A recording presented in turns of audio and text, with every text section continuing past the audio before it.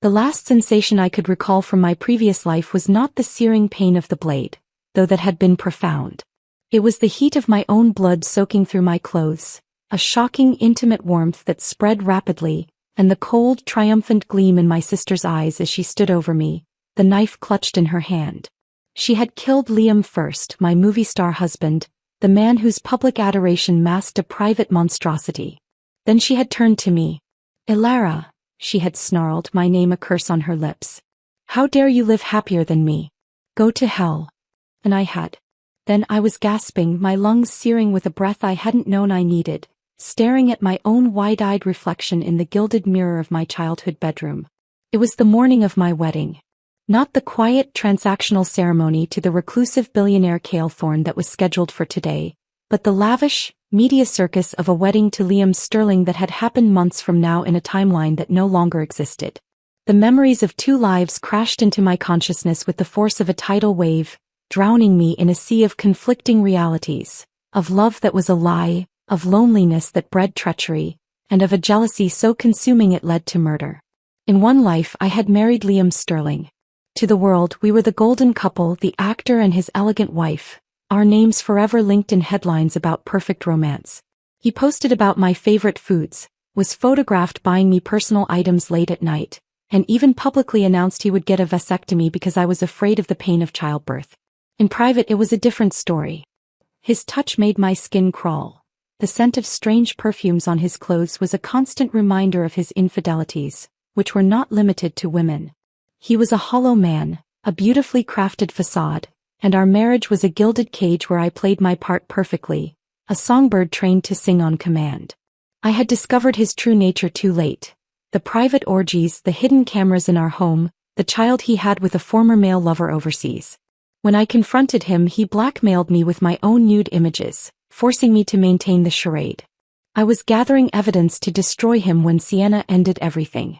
In the other life, the one that had just been, Sienna had married Cale Thorne. He was rarely home, a ghost in his own penthouse, a man whose world was built on spreadsheets and international deals.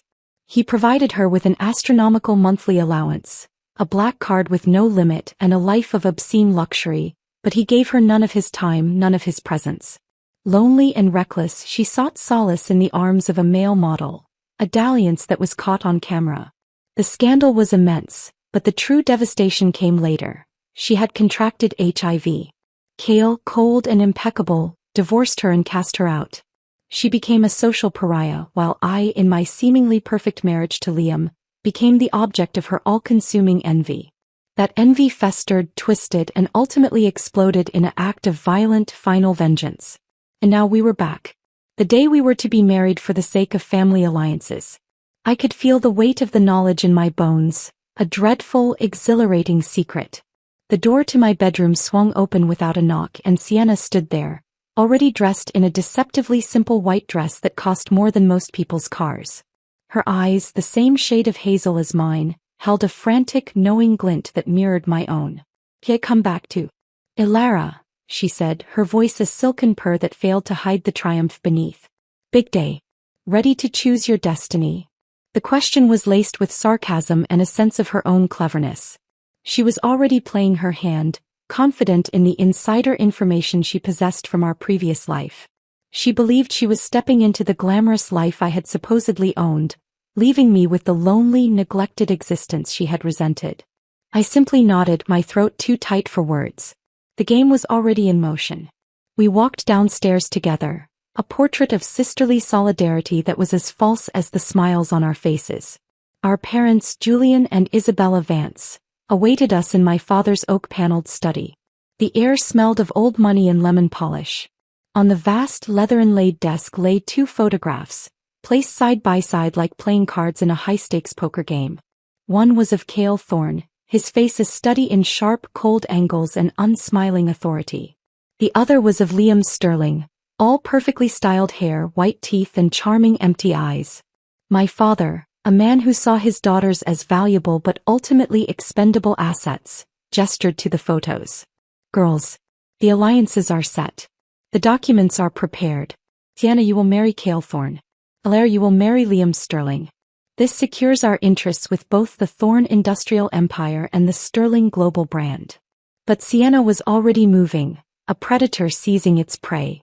With a look of clear, calculated disdain for Cale's photograph, she swept past it and snatched up the picture of Liam.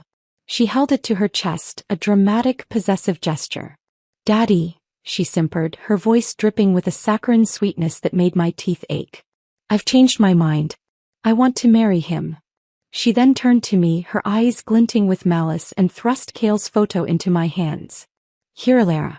I'll let you have the most eligible bachelor in the city. You deserve only the best, so there's no need to thank me. It's what a good little sister should do." My mother, Isabella, frowned, her perfectly Botoxed brow barely creasing. "Sienna, no. This is not a game. Cale Thorn is the one your father and I chose for you. He's on the Forbes list. How could you give him up to your sister? Our family and the Thorns have been close for generations. Your grandmother promised this engagement." Sienna leaned in close to our mother, pressing a conspiratorial hand on her arm and whispering something into her ear. I saw my mother's eyes widen in surprise, then calculation.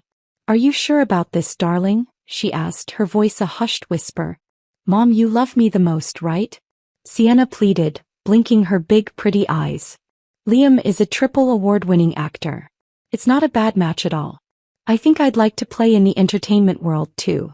She knew exactly how to manipulate our mother, whose love for her was a blind, spoiling obsession. Watching them, the final chilling piece of the puzzle clicked into place. Her choices were a complete, deliberate reversal of our first life. She wasn't acting on a whim. She was executing a plan based on a lifetime of regret and faulty intelligence. She saw my marriage to Liam as the prize, the key to the adoration and happiness she craved, and she viewed Cale as the boring, neglectful prison. She had been reborn, but she had learned nothing. Her envy had simply been given a second chance. My mother, unable to resist Sienna's spoiled pleas, turned to me. Her gaze, which had always held a faint disappointment when it landed on me, was now cold and final. "Since that's decided, Alara, you will marry Cale Thorn." She stated it as a decree, not a choice. "But since you're the one benefiting from this switch as the older sister, you must compensate Sienna." She didn't wait for my agreement. He never did. "You'll transfer your 5% stake in the company to your sister." My father, Julian, gently patted Sienna's head as if she were a prized poodle. "And I'll give you the skyscraper downtown. My precious girl shouldn't suffer any disadvantage when she marries into the Sterling family." He then concluded, as if brokering a merger, "The alliance between the Thorn and Sterling families is settled." I lowered my head, a bitter, silent laugh trapped in my throat. That 5% was the only thing my grandfather had left me, the only part of the Vance legacy that was truly mine.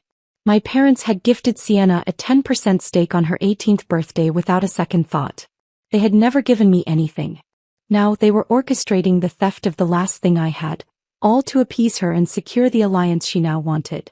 The cold, blatant favoritism, even after a lifetime of enduring it, still had the power to wound me, a fresh cut on an old scar. But as the initial shock and hurt receded, a sharp, clear and fiercely determined thought emerged from the chaos. Sienna, in her short-sighted, jealous rage, had just made a catastrophic error in judgment. Cale Thorn's betrothal gifts in our previous life had been the stuff of legend. They hadn't just been generous, they had been transformative. They included a significant voting portion of Thorn Group shares, an unlimited black card linked to his primary accounts, and a monthly allowance that dwarfed the GDP of small nations. A husband who was rarely home but who funded an existence of limitless autonomous luxury. Sienna, obsessed with the performative romance Liam offered, had no idea what she was truly giving up. She was chasing the glittering illusion of my old life, completely unaware of the gilded cage and the monster she was willingly walking toward, and blind to the profound freedom she was handing to me. "The alliance between the Thorn and Sterling families is settled," my father repeated, his tone implying the matter was closed. I simply nodded, a slow, deliberate dip of my chin. Let them have their theatrics. Let them believe they were in control, distributing lives and fortunes like playing cards. The game had just begun, the board was reset, and Sienna, for all her knowledge, had already lost the first and most crucial move. She wanted the happiness she thought was mine, but that was something she could never steal because it had never existed in the first place. My happiness this time would be of my own making. The meeting with Cale was a brisk, formal affair, devoid of any sentiment. We met at the city hall, a place of bureaucracy, not romance. He was exactly as I remembered from a distance in my first life. Tall, imposing, with a quiet intensity that seemed to suck the air from the room. He was handsome in a way that was severe and intellectual, all sharp cheekbones and a firm, unsmiling mouth. His eyes, a cool, penetrating gray, assessed me with a detached curiosity, as if I were a new business acquisition he was evaluating. We signed the documents with the efficiency of people scheduling a dental appointment. There was no kiss, no tender glance, only the dry scratch of pens on official paper. That night, I packed a single suitcase with my most essential and valuable possessions. A driver, sent by Cale, took me to his penthouse apartment, a stark, breathtaking masterpiece of glass and steel that occupied the top 3 floors of the tallest building in the capital city. It was less a home and more an architectural statement. All cool marble floors, floor-to-ceiling windows showcasing a panoramic view of the city's glittering skyline, and minimalist furniture that looked as if it had never been touched. There were no personal photographs, no knickknacks, no signs of a life lived within these sterile, beautiful walls. It was a blank canvas, and in its cold perfection, I found a strange sense of peace. He was there when I arrived, a silhouette against the vast window, his back to me as he expertly knotted the tie of an impeccably tailored suit. He turned, and for a moment, I was struck anew by the sheer, concentrated power of his presence. He didn't just occupy space, he commanded it. Ilara. His voice was a smooth, magnetic baritone, devoid of warmth but not of courtesy. I apologize. I have to fly abroad tonight for urgent negotiations. I'm not sure when I'll be able to return. He walked to the quartz kitchen counter and placed a simple matte black card on its surface. Use this as you wish. It's linked to my primary account. I'll return to spend time with you as soon as the situation is resolved. I looked at his handsome, unreadable face, my gaze unconsciously tracing the line of his broad shoulders and narrow waist. Even if our marriage was nothing but a business arrangement, he was certainly a pleasing figure to behold, a sculpture of a man. I offered a small, compliant smile, the kind I had perfected in my previous life. All right, Cale. I'll wait for you at home. Have a safe trip. A flicker of something, surprise perhaps, crossed his features before his usual mask of composure slid back into place. He gave a curt nod, picked up a leather briefcase that was already waiting by the door and left. As the heavy door clicked shut behind him, the sound echoed in the vast, silent space. I was alone. Truly, utterly alone. And for the first time in 2 lifetimes, a genuine, bright and hopeful smile curved my lips. The board was set, the pieces were moving, and I was no longer a pawn. This time I would be the player. This time I would win. The first few weeks of my new life were spent in a state of luxurious, purposeful solitude. The penthouse was my sanctuary and my command center. I familiarized myself with its every corner, from the state-of-the-art kitchen that had never seen a home-cooked meal to the sprawling library filled with leather-bound books on economics and history that appeared to have been read multiple times.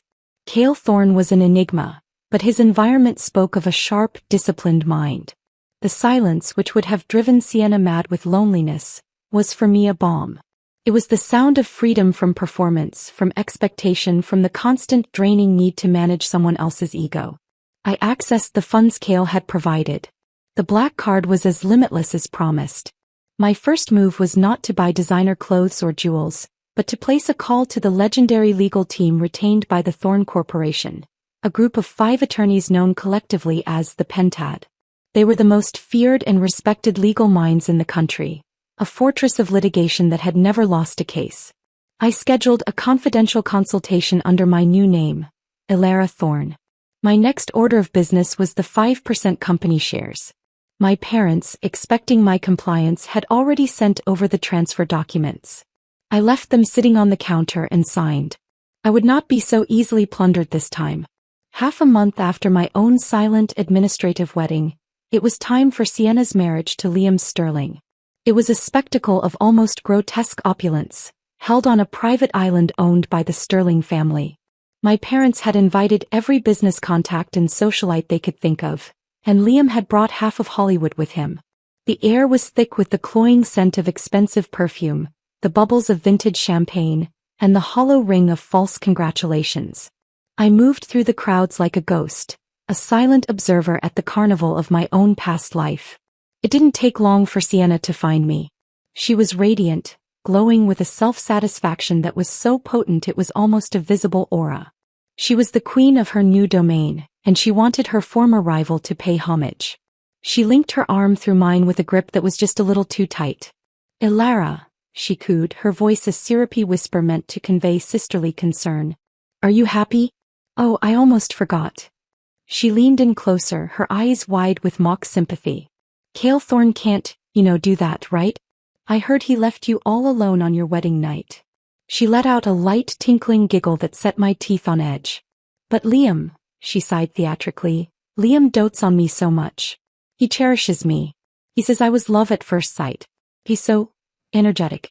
I can barely keep up, honestly." I resisted the powerful urge to roll my eyes to the heavens. My gaze drifted away from her smug face, scanning the crowded terrace until it found Liam. He was holding court near the bar, his arms slung familiarly around the shoulders of a young, strikingly handsome male actor I recognized from one of his recent films. As I watched, Liam's hand slid down, discreetly squeezing the man's backside before he pulled him closer, their bodies grinding together in a subtle, intimate motion hidden by the surrounding crowd. A cold, knowing smirk touched my lips. Some things, it seemed, were destined to remain the same. "Oh really?" I replied, my tone deliberately flat and uninterested. Sienna was as clueless as ever. In our past life, her obsession with physical passion and romantic gestures had blinded her to the ugly truths festering beneath the surface. It seemed a lifetime of knowledge hadn't granted her any wisdom, only a new set of faulty assumptions. Later, as the noise and false bonhomie of the reception became unbearable, I slipped away to a secluded balcony overlooking the moonlit ocean. The peace was short-lived. Sienna, ever relentless, followed me. Her smile was sharp enough to cut glass. "Your house must feel so cold and lonely, Ilara," she said, not even attempting to hide her glee. "Good thing we came to warm you up. But your husband isn't home, is he? Don't tell me he really hasn't been back since your wedding." She feigned a gasp, bringing a hand to her mouth in a parody of regret. "Oops. Sorry sis, I think I said too much. Don't be mad, okay?" She then leaned in so close I could smell the champagne on her breath, her voice dropping to a venomous whisper meant for my ears alone. "A husband that useless? You can have him. Enjoy yourself." The confirmation was as chilling as it was expected. She was reborn, but she had learned nothing. She saw the world through the same shallow, envious lens, simply from a different angle. She believed she was condemning me to her old misery, never suspecting she had just handed me the keys to my liberation. A few days after returning from the wedding, I put on my most authoritative, unapproachable outfit, a sharply tailored black pantsuit, and went to my parents' house. The pentad accompanied me, 5 severe-looking individuals in impeccable suits, their collective presence radiating an aura of unassailable authority. My father was in his study, and his expression of mild annoyance shifted to one of stunned anger when he saw my entourage. "What is the meaning of this, Ilara?" he demanded, rising from his chair. "We're here to discuss the transfer of my company shares," I said, my voice calm and even. I took a seat without being invited, the pentad fanning out behind me like a legal Praetorian guard. The meeting was short, brutal, and brutally efficient. I presented our case. The 5% stake was my separate property, a gift from my grandfather, not a marital asset. The coercion to transfer it under duress as a compensation for a beneficial marriage was legally questionable and opened the company up to a damaging lawsuit. I wasn't interested in a public scandal, I told my furious father. I was interested in fair market value. After an hour of tense negotiation, veiled threats from my lawyers, and the cold, hard presentation of legal precedent, my father finally capitulated. He agreed to pay me a sum of $10 billion in exchange for the shares. The money hit my designated account before I even left the house. It was the first battle in a long war, and I had won decisively. With the capital secured, I moved to the next phase of my plan. I established the Ether Foundation, a charitable organization dedicated to helping women who were victims of exploitation, blackmail, and systemic abuse, the kinds of tragedies I had witnessed and experienced too many times in my previous life. The scale of funding required to make a real impact was immense, and for the initial massive draw from a joint venture fund Cale and I controlled, I needed his signature. I sent him the foundation's prospectus and the funding request with a brief, professional explanation.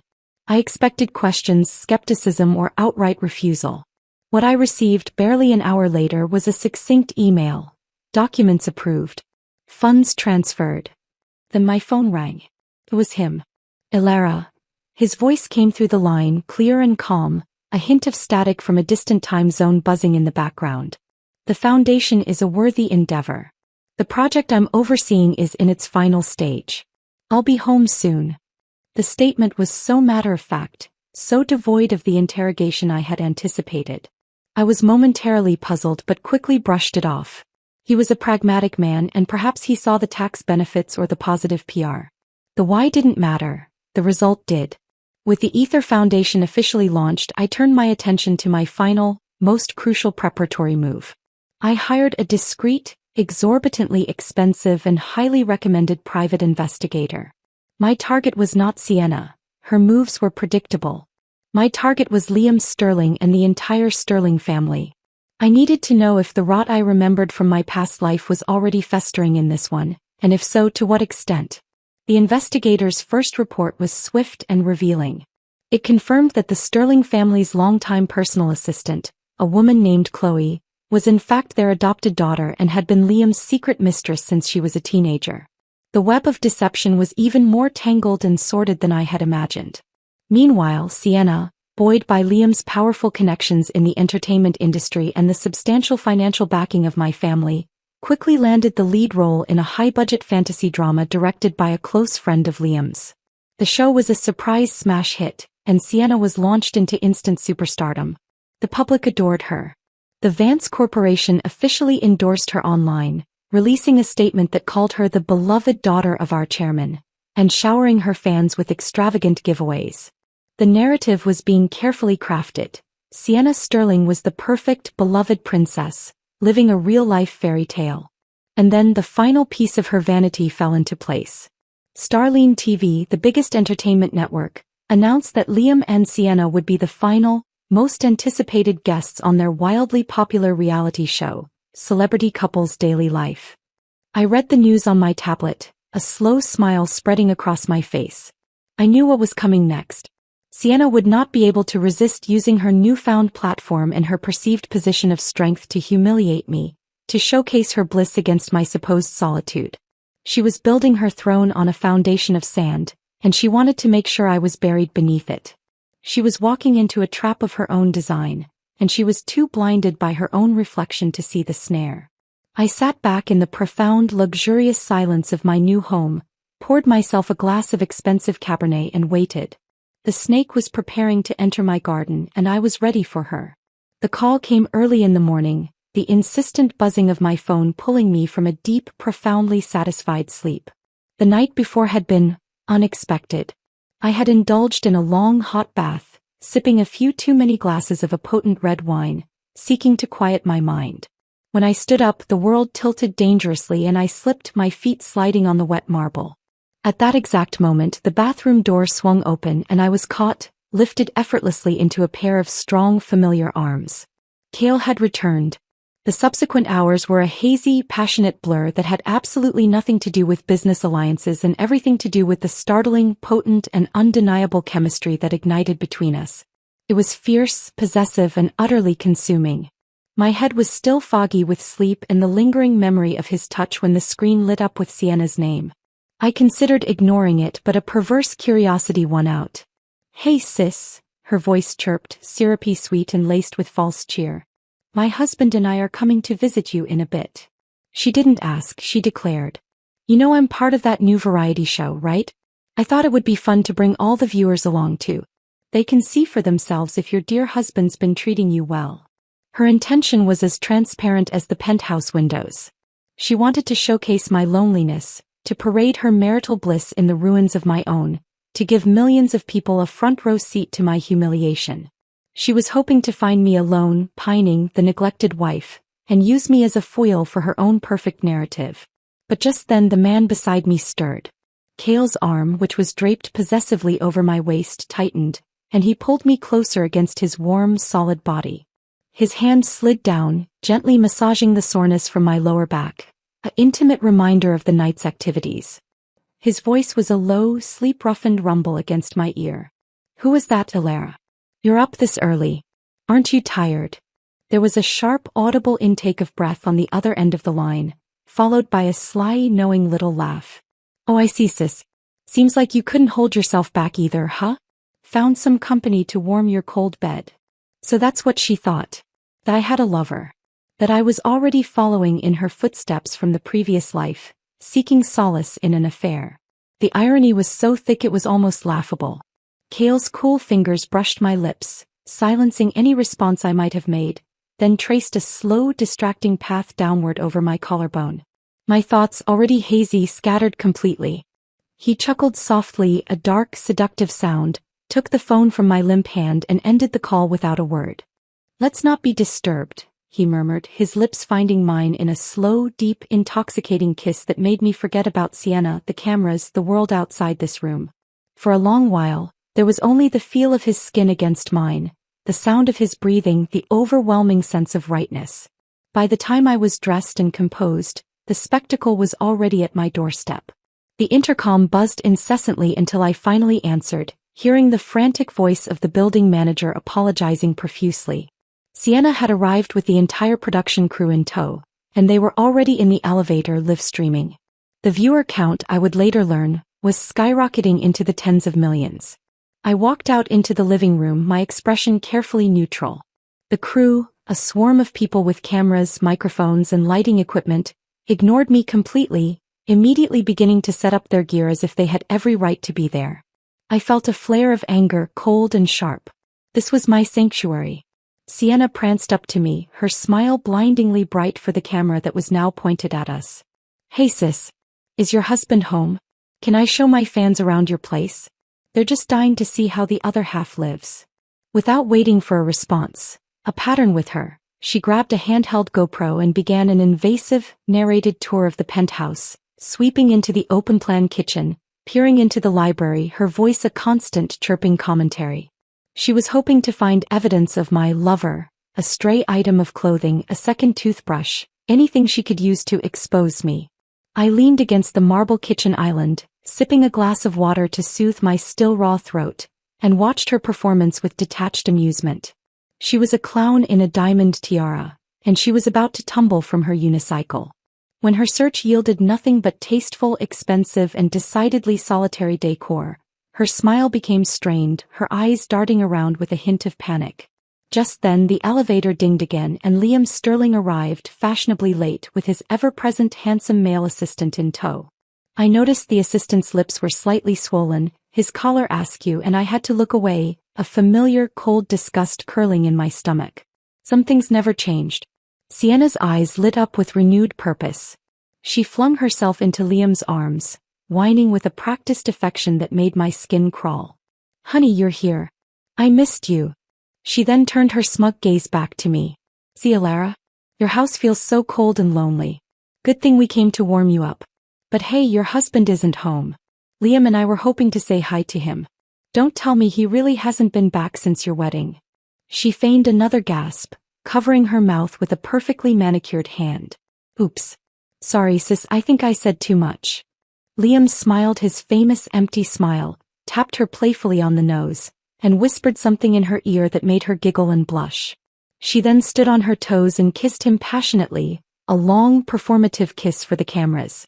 The crew whistled and cheered, pushing in for a closer shot. The livestream chat I could see on a monitor they'd set up exploded with heart emojis and adoring comments. I checked my watch, my impatience growing. What was taking building security so long? Suddenly, Sienna detached herself from Liam and sashayed over to me, linking her arm through mine in a parody of sisterly affection. She leaned in, her voice a low, syrupy whisper that was perfectly calibrated to be picked up by the microphone pinned to her dress. "Sis," she said, her eyes wide with mock concern as she pointed a delicate finger at a faint purplish mark on my neck left by Kale's stubble. "Is that a hickey? But your husband isn't home, is he?" The camera operator, taking his cue, immediately zoomed in on my neck, the lens like a predatory eye. I froze for a second, my blood running cold. I had always hated this. I hated being put on display, being dissected under the merciless gaze of the public. It was a violation. My expression hardened, all pretense of politeness evaporating. I reached out and shoved the camera lens away, my movement swift and decisive. The cameraman, caught completely off guard by my strength and audacity, fumbled. The expensive camera slipped from his grip and crashed onto the hard marble floor with a sickening crunch of plastic and glass. "If there's any damage," I said, my voice cutting through the sudden silence like shards of ice, "you can discuss compensation with my lawyer." The comment section on the live stream erupted into a digital mob. "Holy crap, did you see that? Rich people scandal. Those marks on her neck are insane. She's totally cheating. Save our innocent Sienna from this horrible woman." Sienna let out a theatrical gasp, her hand flying to her heart. She turned to me, her face a mask of pained sympathy. "Sis, I totally understand that your husband might have married you but never touched you, but that doesn't mean you should seek comfort elsewhere. The Thorne family won't accept such a shameless daughter-in-law." I looked at her, my gaze flat and cold enough to freeze fire. "Do you think I'm you, Sienna? You really believe you can throw accusations around without a shred of proof?" I leaned closer, my whisper a venomous dart meant for her ear alone. "Not everyone is like you. Not every woman defines her worth by the man in her bed. Wake up. Liam Sterling isn't what you think he is. Be careful, or one day you'll lose everything you've so desperately clawed for." Her face contorted, the beautiful gentle mask shattering into a rictus of pure, unadulterated fury. The carefully constructed persona evaporated, revealing the jealous, spiteful woman beneath. She raised her hand, her fingers curled into a claw, aiming to slap me across the face. But before the blow could land, a strong, tanned hand shot out and caught her wrist, yanking her backwards so forcefully she stumbled. Cale stood there. He had returned from whatever errand had taken him out. His presence was suddenly the only thing in the room, powerful, immovable, and crackling with cold anger. His voice when he spoke was a whip of frost. "Sienna, are you out of your mind?" Her face went from red with rage to a sheet-white pallor of sheer terror. "Kale, how are you here? When I called Ilara earlier, the man with her, that was you?" She shook her head, panic seizing her. "No, that's impossible. You can't be. She was with someone else, I heard it." She pointed a trembling finger at me, her voice rising to a hysterical shriek. "Kale, you came just in time. Ilara cheated on you. You should kick her out of your house right now." Kale's gaze swept over the room, taking in the cameras, the stunned crew, Liam who was now trying to look placating while pulling a sobbing Sienna into his arms. Kale stood tall and composed, a man of immense, unassailable power, but in his hand was a simple, slightly steaming plastic bag holding a takeout container of spicy hot pot, the food he'd gone out to retrieve for me. The contrast between the domesticity of the gesture and the corporate titan delivering it was almost absurd. He glanced at me briefly, a silent question in his eyes that I answered with a slight, reassuring nod. When he looked back at Sienna, his expression was pure, undiluted contempt. "If there's something wrong with your head, Sienna, I suggest you go and get it treated. If my wife isn't with me, who else would she be with? I went downstairs for 5 minutes to pick up food, and you storm into my home, accuse my wife of infidelity and harass her in her own living room. Who gave you the right?" His cold, gray eyes then pinned Liam, who visibly shrank. "I've now seen firsthand the lack of decorum the Sterling family instills. Get your wife out of my house. Now." Within minutes, the internet was on fire. New trending topics exploded. Sienna Vance Sterling's true colors. Sienna accuses sister of cheating. Ilara and Kale Thorne, power couple goals. My name shot to the top of the charts, but this time it was not as a victim or a villain but as the wronged, dignified wife. Liam's expression was a thundercloud of suppressed rage and humiliation, but he was utterly powerless against Kale's authority. He wrapped his arm around a trembling, mortified Sienna and hustled her toward the elevator. The building manager finally arrived, sweating and apologizing, followed by a team of security guards who began firmly ushering the protesting production crew out. "You can't do this. Sienna brought us in. We're family," one of the producers shouted. "Starline TV, right?" I said, my voice loud and clear, cutting through the chaos. I looked directly at the head cameraman who was clutching his broken equipment. You barged into my private residence and filmed without my consent, violating my privacy and intentionally damaging my reputation. You'll be receiving a formal legal notice from the Thorn Group's legal department. Under my husband's name. Now get out. I've already called the police. The crowd that had been so loud and invasive just moments ago scattered like cockroaches under a sudden light. The elevator doors closed on their frantic, frightened faces, and finally, blessedly, silence descended upon the penthouse once more. I took a deep, shuddering breath, the adrenaline starting to recede, leaving me feeling both exhausted and exhilarated. I turned to find Cale leaning casually against the wall, his arms crossed over his chest. One eyebrow was slightly raised and a faint, unmistakable smirk played on his lips. "My wife," he said, the two words laden with a mixture of amusement and stark admiration.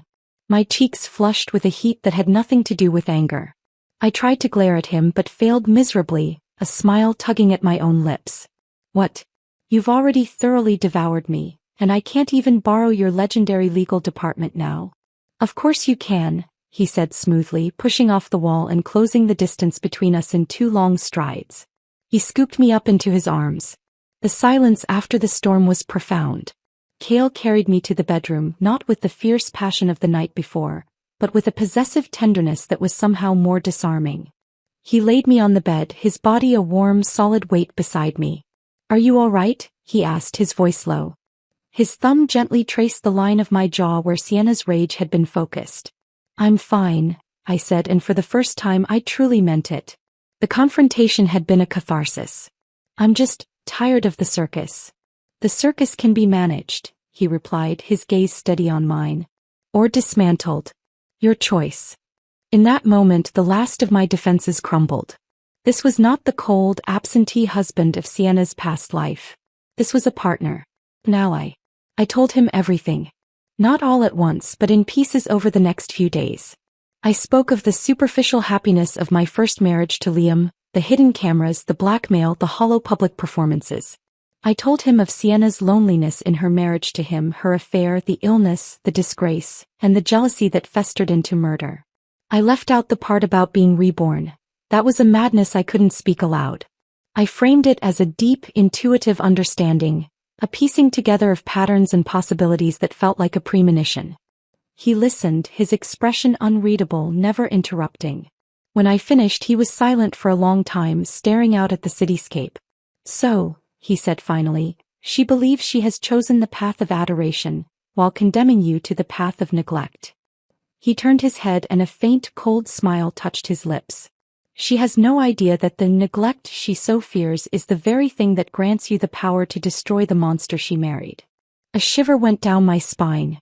He understood perfectly. "She's pregnant," I said quietly, remembering her gloating phone call. Cale's eyes narrowed. "Then the clock is ticking. A child will complicate things. For her and for any plan to expose Liam's Sterling." He didn't question my conviction about Liam's nature. He simply accepted it as intelligence and began to act. He gave me unrestricted access to the Pentad and his private security team. The investigation into the Sterling family intensified, becoming a surgical strike aimed at the heart of their empire. Meanwhile, the public narrative continued its dizzying spin. Sienna's team, backed by Sterling money, worked furiously to rehabilitate her image. The Livestream incident was framed as a passionate, sisterly misunderstanding, edited into a tale of her fierce loyalty and my cold, unwelcoming nature. Liam played his part to perfection, buying her ever more extravagant gifts, his social media a shrine to their epic love story. The public, ever fickle, swung back in their favor. They were the tragic, beautiful couple persecuted by a jealous, bitter sister. I watched it all from a distance, no longer angry, just patient. I focused on the Ether Foundation. We began taking on cases quietly at first. A starlet blackmailed with intimate photos. A corporate wife trapped in an abusive marriage with a prenup that left her destitute. With the Pentad's might behind them, these women found not just justice, but devastating counterattacks. The Foundation's reputation grew not through publicity, but through whispered testimonials in the circles that needed it most. It was through this network that I received a message. It was from Chloe, the Sterling's adopted daughter and Liam's secret mistress. She wanted to meet. We arranged it at a dusty, forgotten antique shop in a part of the city time had left behind. She arrived swathed in clothing despite the summer heat, a long-sleeved high-necked blouse, tailored slacks and gloves.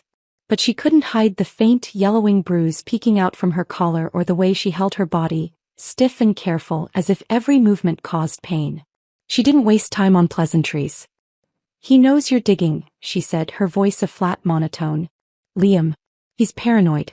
He's moving things, hiding assets." "I'm not surprised," I said, passing her a sealed envelope. "This is the address of his son. The one he has with his ex-boyfriend in Switzerland. The boy is safe under guard." She took the envelope, her hand trembling slightly. "Sienna found out. Not everything but enough. She saw him with his assistant. She went feral. Then she found the boy's picture on a hidden phone. She hurt him. Not badly, but the intent was there." Chloe's eyes met mine and they were hollow. "Liam locked her in the East Wing. There are guards. He says it's for her safety, for the baby's safety. But it's a prison." My blood ran cold. The gilded cage had become a dungeon. "He's taking her to the Black Orchid Gala next week," Chloe continued.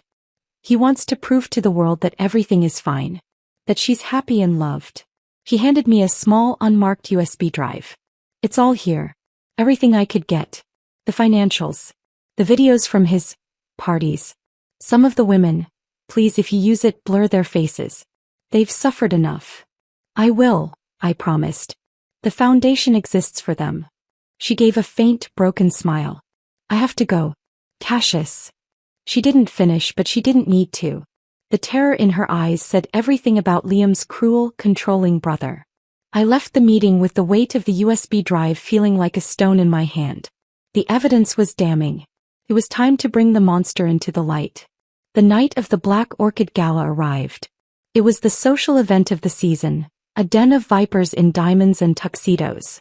Cale and I made our entrance, a united front of cool, imposing power. Across the room, Sienna clung to Liam's arm, a vision in flowing silk that artfully concealed her pregnancy. Her smile was brilliant but brittle, her eyes darting nervously. She looked like a beautiful, frightened bird tethered to a wolf. As the night wore on, I watched Liam. I saw the subtle, contemptuous way he brushed off Sienna's attempts to whisper to him. I saw the lingering, possessive glance he shared with his male assistant. And I saw the moment Sienna saw it too. Her face crumpled for a fraction of a second before she forced the smile back on, but the crack was there. I maneuvered through the crowd until I was beside her at the champagne fountain. "Ilara," she said, her voice strained.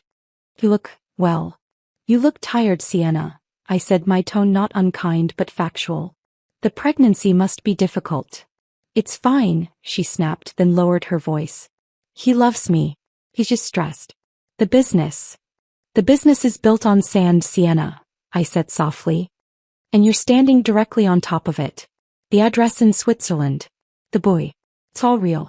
You're not the first woman he's trapped, and you won't be the last." Her bravado finally shattered. A single, perfect tear traced a path through her makeup. "Why are you telling me this?" "Because unlike you, I don't believe in leaving family to be devoured by monsters," I said and walked away, leaving her standing alone in the glittering crowd, her perfect world shattering around her. The end came swiftly after that. We didn't need to leak the information to the press. We gave it directly to the federal authorities. The evidence was too overwhelming, the crimes too vast. Fraud, tax evasion, sex trafficking, blackmail, and a web of corruption that ensnared several other powerful figures. The police raid on the Sterling estate was splashed across every news channel. The most chilling footage, leaked from a body cam, showed the aftermath. They had broken up one of Liam's parties. The scene was one of depraved chaos. And in the center of it was Sienna, her silk gown torn, her body bruised, crouched in a corner. When she saw Liam in handcuffs, something in her finally, completely broke. With a guttural scream that didn't sound human, she launched herself at him, a stolen steak knife in her hand. "Liam Sterling, you monster!" she shrieked, plunging the knife into his abdomen again and again. "You lied. Go to hell. Go to hell." It took 3 officers to pull her off him. They dragged her away, kicking and screaming, her mind gone, her fairy tale ending in a spray of blood and madness. Liam survived, but his empire, his reputation, his freedom were gone. He and Cassius were sentenced to life in prison, their legacy one of infamy. The world watched, horrified and fascinated. The perfect couple was revealed as the most sordid of lies. And my sister, my vain, beautiful, foolish sister, was both a victim of a monster and a perpetrator of violence, her mind and life irrevocably broken. In the stark silence that followed the storm, I received one final message from Chloe. It was just 2 words: thank you. She had disappeared, a ghost finally set free.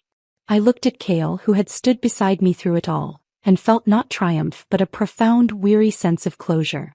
The first and most brutal chapter of this new life was over. The fallout from the Sterling scandal was a tsunami that wiped out everything in its path. The Sterling Corporation was dismantled, its assets seized and sold at auction to cover its colossal debts. Because my family's company, Vance Corporation, had been so deeply entangled with the Sterlings in their final desperate land grab, the riptide pulled them under too. The stock price plummeted. Projects were frozen. Creditors circled like vultures. The calls started almost immediately. My father, his voice a ragged mix of fury and desperation, then my mother, her tones shifting from accusatory to pleading and back again. When I didn't answer, the texts began, a torrent of guilt and blame from a series of unknown numbers. Alara, your family is drowning. How can you be so heartless? Call Cale. He has to intervene. He's the only one who can save us. Your sister is in a psychiatric ward because of you. Is this your revenge? I listened to the voicemails with a detached sense of surrealism. Their audacity was boundless. Their downfall was a direct result of their own avarice, their blind spoiling of Sienna, and their catastrophic decision to tie their fortunes to a sinking ship. I had tried to warn her in my own way. They had chosen their path. Now they had to walk it. I blocked the numbers. I turned off my phone. I focused on the Ether Corporation, the new entity I was building from the ashes of my grandfather's legacy. With the capital from my initial settlement and Cale's strategic backing, I began quietly acquiring the liquidated Vance assets and the devalued shares my parents were being forced to sell. It was a cold, clinical process, but it was justice. I was reclaiming what was always meant to be mine. Cale found me one evening, standing on the penthouse balcony, the city lights spread out before us like a field of diamonds. He came up behind me, his hands settling on my hips, his chin resting on my head. "You're quiet," he murmured. "They're selling the summer house," I said, my voice barely a whisper. "The one grandfather built. My mother loved that place." I felt nothing. No schadenfreude, no sadness. Just a vast empty space where my family used to be. "You offered them a lifeline," Cale said, his tone pragmatic. "The trust fund for Sienna's care and their living expenses. They refused. They said it was blood money," I replied with a hollow laugh. "The irony is staggering. They would rather cling to their pride and their narrative of being wronged victims than accept a peaceful, comfortable existence from the daughter they cast aside," he observed. "It is a choice. There's not your burden." He was right. I knew he was right. But the little girl who had grown up in that summer house, who had watched her sister get the bigger room, the more extravagant birthday parties, the easier affection, still lived inside me somewhere. She was the one who felt the ghost of that loss. I turned in his arms, burying my face in his chest. He held me, his silence more comforting than any words. In his steadiness I found my anchor. A few days later we left. Cale had business in the Mediterranean and he took me with him. We spent 2 weeks on his yacht, the Athelstan, a sleek, powerful vessel that felt like a moving fortress. We were completely off the grid. There was no internet, no news, no calls. There was only the sun on the water, the taste of salt on the air, and Cale. We talked about everything and nothing. We swam in coves of impossible blue, ate food prepared by a private chef, and made love under the stars. It was a balm for my soul, a necessary severance from the world I had left behind. I didn't realize that during our absence, my name had once again climbed to the top of the trending searches. The headline was succinct and brutal. "Alara Thorne spends billions on luxury yacht while family crumbles." Paparazzi had gotten long lens shots of us on the deck, of Cale handing me a glass of champagne, of me laughing, tanned and carefree. The contrast between my apparent life of leisure and my family's very public disintegration was a story the media feasted upon. The person who lost her mind completely, however, wasn't the public. It was Sienna. When a sympathetic or malicious orderly showed her the headline on a tablet in the common room of the psychiatric facility, it was the final catastrophic blow to her fractured psyche. "Why?" she was reported to have screamed, hurling the tablet against the wall, shattering it. "Why is it always her? 2 lifetimes. 2 damn lifetimes, and I still can't have happiness. This isn't how it's supposed to be." She completely unraveled. Blinded by a toxic brew of jealousy, rage, and psychosis, she used a smuggled phone to contact a notorious shadowy online marketing firm. She paid them a small fortune, the last of her hidden resources, to create a campaign of pure malice. They produced maliciously edited videos that made it look like I was using drugs, photoshopped explicit nude photos of me, and even procured a forged medical report claiming I was HIV positive. She was trying to force me to live the exact disgrace she had endured in our first life, to drag me down into the mud with her. But the world had changed. The Ether Foundation's reputation for ruthless legal defense was now well known.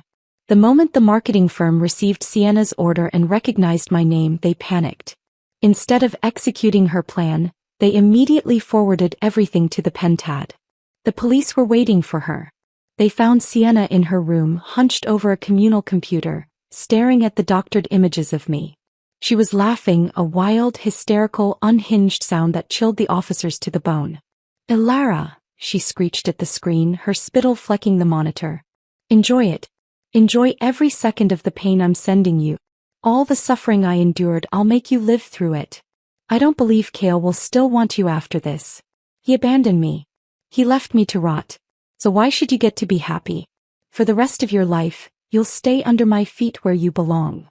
Then she clutched her stomach, where the ghost of her pregnancy still haunted her, and began sobbing and laughing simultaneously, completely detached from reality. The police restrained her and sedated her. The psychiatric evaluation was final and severe. Sienna was deemed a danger to herself and others and was committed to a high-security, long-term mental institution. My parents, utterly broken and destitute, had no choice. To pay for her intensive lifelong care, they sold every remaining asset they had, including their final shares in the company my grandfather built. The last tie was cut. I completed the acquisition of Vance Corporation seamlessly. I purged the old leadership, installed a new ethical board, and merged it with my other holdings, formally renaming it Ether Corporation. Under my direction, it stabilized, then began to thrive. Its focus shifted toward sustainable technology and ethical ventures. It was stronger than it had ever been under my father. My parents, who had once presided over a business empire from a penthouse office, were now living in a rented 1-bedroom apartment. My father, his health broken by stress, found menial work on a factory assembly line. My mother, her spirit shattered, sold cheap costume jewelry at a flea market on weekends. And they spent their Sundays visiting their daughter in a locked ward. A daughter who often didn't recognize them and whose conversations were a litany of paranoid accusations and suicidal threats. The strain sent them to the emergency room multiple times with stress-induced ailments. I knew all of this. My security team kept me informed.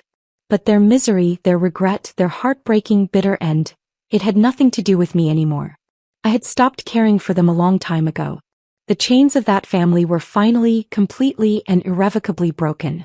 I had walked through the fire of my past, and I had emerged not unscathed but stronger, freer, and finally truly myself. The world in the aftermath felt lighter, the colors more vivid.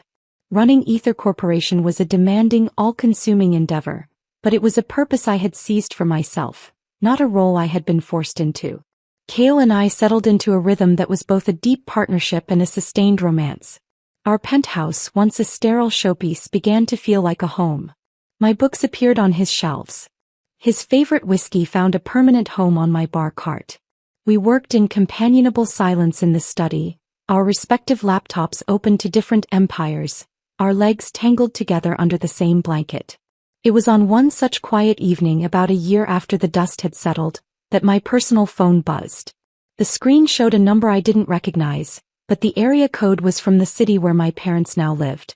A cold knot, one I thought had dissolved for good, tightened in my stomach. I let it go to voicemail. A minute later, a text message appeared. "Ilara, it's your mother. Please, I'm at St. Jude's Hospital. Your father, he's had another heart attack. The doctors say, it's not looking good. He's been asking for you. I stared at the words, watching them blur on the screen. Cale's hand came to rest on my knee, a warm, steadying pressure. What is it? He asked, his voice low. I showed him the phone. He was silent for a long moment, his gaze thoughtful and calm. You owe them nothing, he said finally, his words an echo of my own convictions. Not your time, not your emotional energy. Nothing. I know, I whispered, the words feeling foreign. I know I don't. But I think I need to see it. To see the end of the story for myself. To make sure the book is truly closed. Cale simply nodded, his faith in my judgment absolute. Then we'll go. We took the Thorn private jet.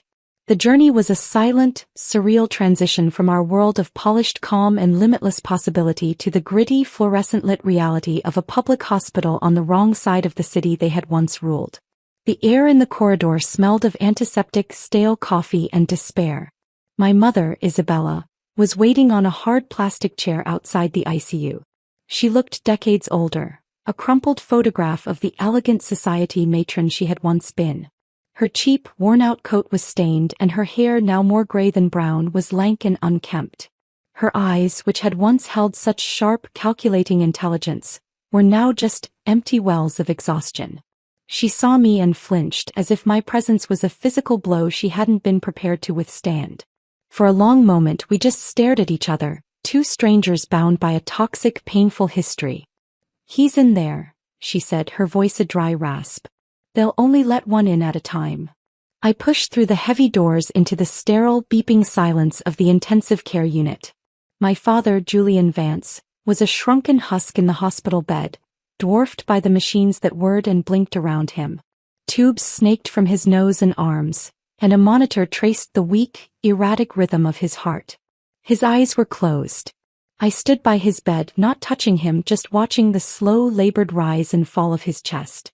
This was the man who had patched Sienna's skinned knees and given her a skyscraper for a wedding gift, while he had forgotten my graduation.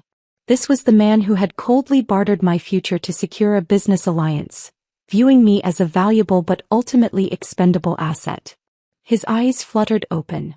They were cloudy with drugs and exhaustion, but they managed to focus on me.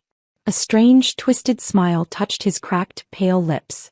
Elara, he breathed, the word a faint, papery whisper. He came. I knew you would.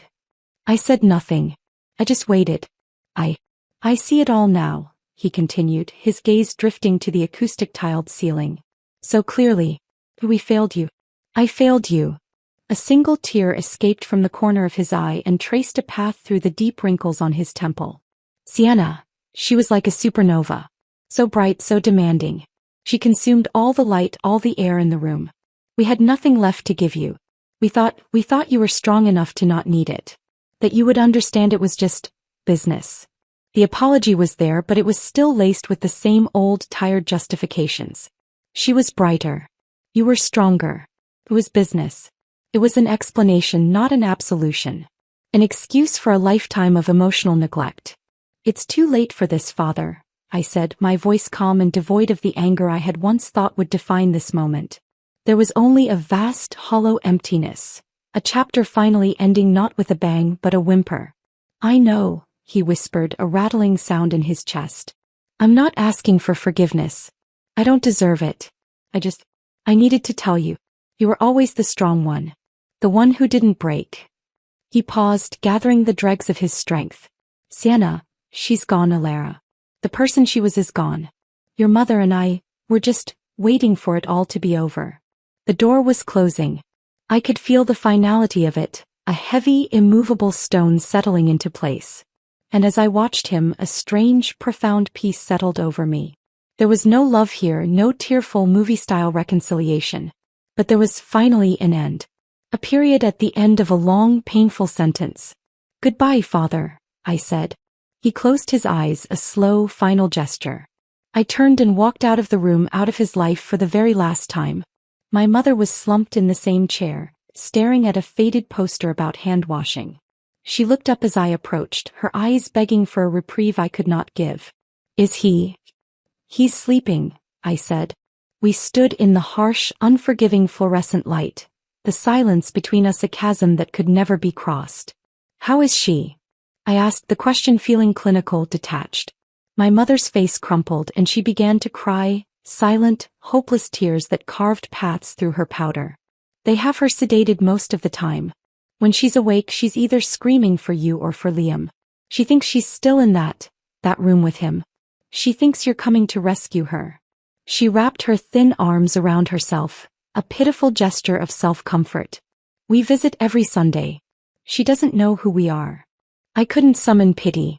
I could only acknowledge the tragic, inevitable conclusion of the path she had chosen in both her lives. A path of vanity, jealousy, and a desperate, clawing need for a love that was always a mirage.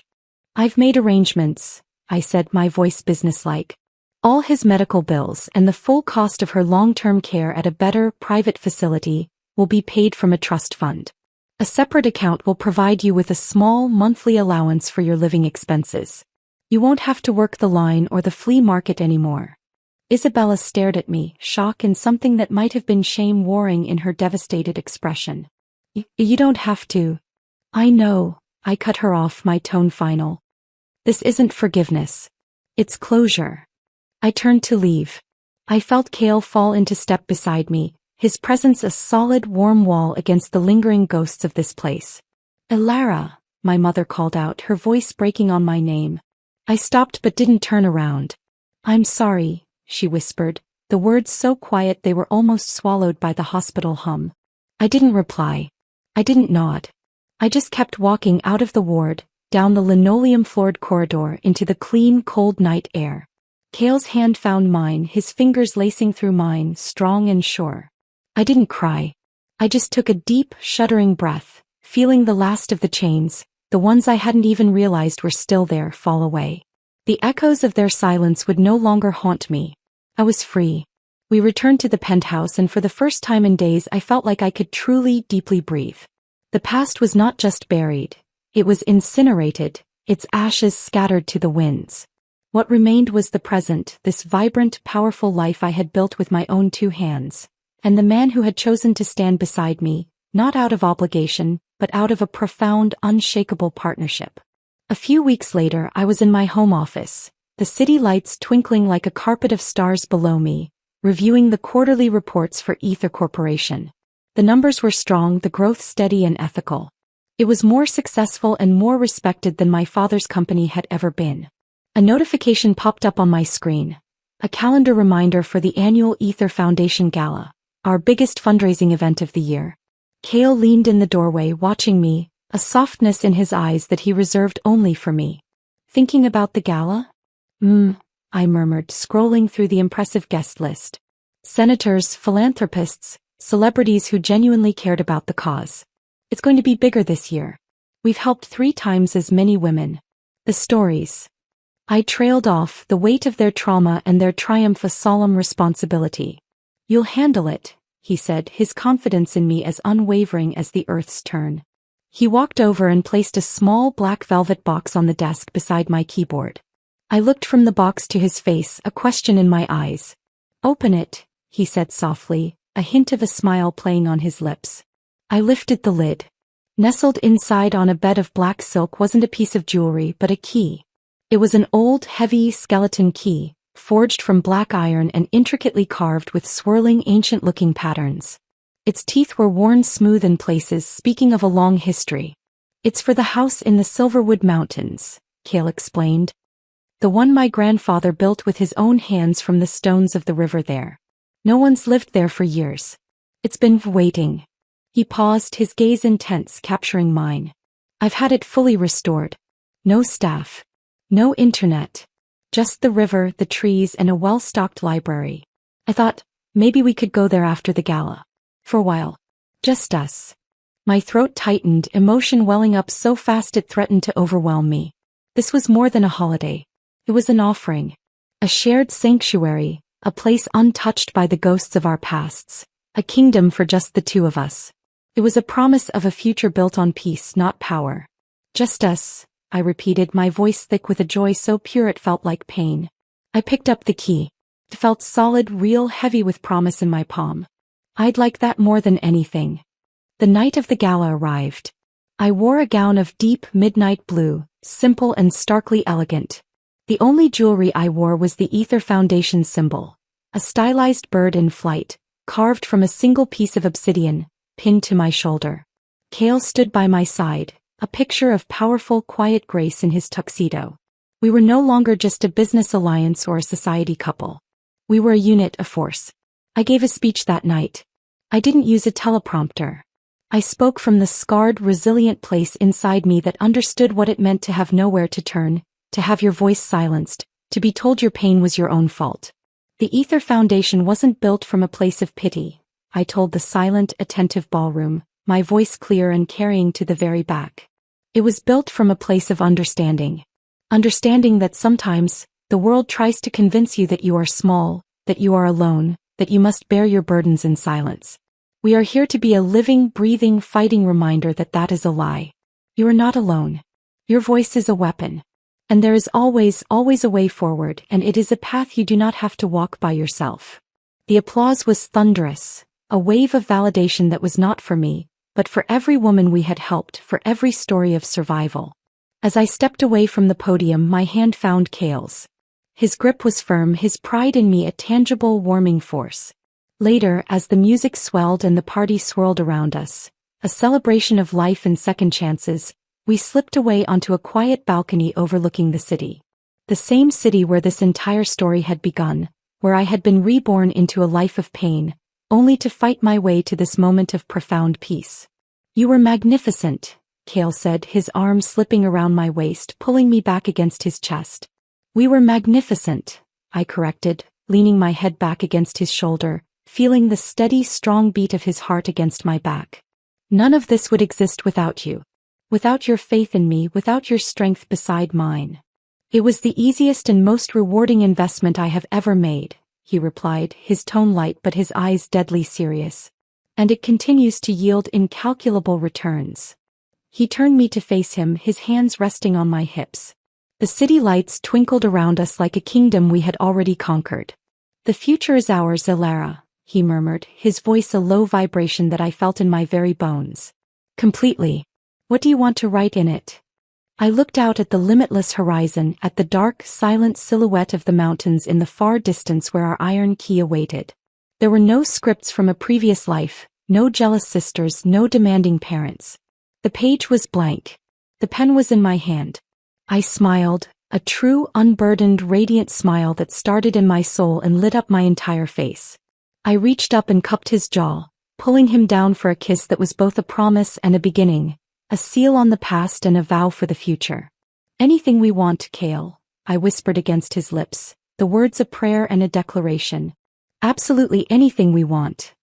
The mountain air was like a drug, crisp and clean, scented with pine and damp earth. The stone house was exactly as Cale had described. A sturdy, humble structure that seemed to have grown naturally from the mountainside, its slate roof mossy in places, the wooden shutters faded by decades of sun and snow. There was no penthouse silence here. This was a living quiet, filled with the whisper of the wind in the tall firs and the constant gentle rush of the river below. For the first week we did nothing. We slept late in the large rustic bed with its feather-stuffed mattress and woolen blankets. We read for hours in front of the massive stone fireplace, our legs intertwined. We walked along the riverbank, not speaking, just being. Cale taught me how to fish in the icy, clear water, and I taught him the names of the wildflowers that grew in the meadow behind the house. We cooked simple meals together in the old cast-iron stove, the process clumsy and filled with laughter.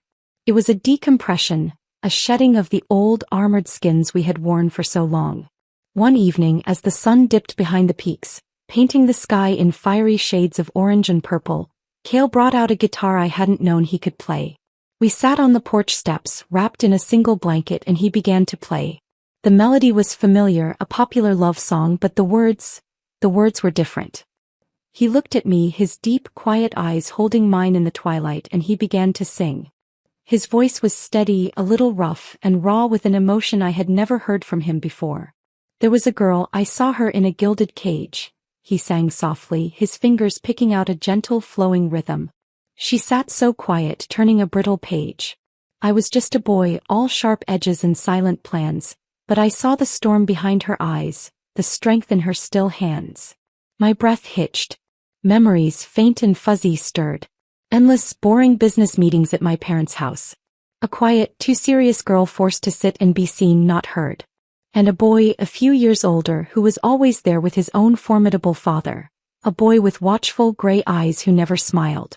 I think I've loved her since that first silent day, Cale sang, his gaze never leaving mine, a universe of meaning in the gray depths. A secret I carried as I went my way. I built an empire, hoping one day she might see that the quiet boy had built a world, just waiting for her to be free. Tears welled in my eyes, spilling over and tracing hot paths down my wind-chapped cheeks. The pieces clicked into place with the force of a revelation. His immediate, unquestioning agreement to the marriage. His lack of surprise at my business acumen. The way he had come home early. The way he had looked at me, really looked at me from the very beginning. It wasn't just a business arrangement for him. It had never been. He had seen the real me, the me buried under layers of duty and family expectation, even before I had fully remembered her myself. He had been waiting for me. Across a lifetime he had been waiting. I thought my love would always be a silent, hidden thing, he continued, his voice growing stronger, filled with a fervent, passionate certainty. A king who built a kingdom for his unseen, secret queen. Until the day she finally turned and really looked at me. And I saw the storm had passed and she was finally free. He let the last note hang in the cool mountain air, the only sound the crackling of the fire inside and the rushing of the river. I couldn't speak. The weight of his love, its patience, its depth, was a gift so immense I couldn't comprehend it. I leaned forward, cutting off any other word he might have spoken with a deep, heartfelt, tear-salty kiss. When we finally parted, breathless, I whispered against his lips, my voice trembling with the force of my emotion, "It was never a little love, Cale. It was everything. I love you. And thank you for seeing me. Thank you for waiting for me for so long." A memory from my past life surfaced, something I had overheard once when Cale was talking with his friends after his divorce from Sienna. They had asked him if he was angry, if he was broken by the humiliation. He had simply said, his voice devoid of all feeling, "It's okay." Now I finally understood. "It's okay" had meant, if it wasn't Alara then nothing else mattered anyway. The throne would remain empty. Cale and I, we were like two sparrows from the mountains, small and seemingly fragile, battered by the storms of our pasts, forced to navigate shadows and predators. We had learned to be tough, resilient, to fly through the harshest weather. In this life, we had finally crossed the deepest valleys, soared above the darkest clouds and found our way to each other. We had navigated every storm, every shadow and every ounce of pain, not just separately but together. And in the finding, we had discovered that our combined flight could take us anywhere, to any height. The future was no longer an unwritten page. It was a vast, open sky. And as I sat there in the gathering darkness, wrapped in the arms of the man who had loved me across time itself, I knew with a certainty that settled deep in my soul, our flight was only just beginning. The end.